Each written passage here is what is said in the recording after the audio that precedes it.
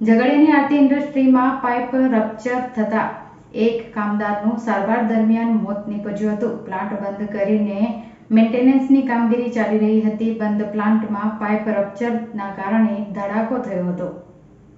ઝઘડિયા જીઆઈડીસીમાં આવેલા આરતી ઇન્ડસ્ટ્રીમાં આજરોજ બંધ પ્લાન્ટમાં પાઇપ રપ્ચરના કારણે ધડાકો થયો હતો, જેમાં એક કામદારનું મોત થયું હતું જ્યારે 2 ઈજા પહોંચી હતી.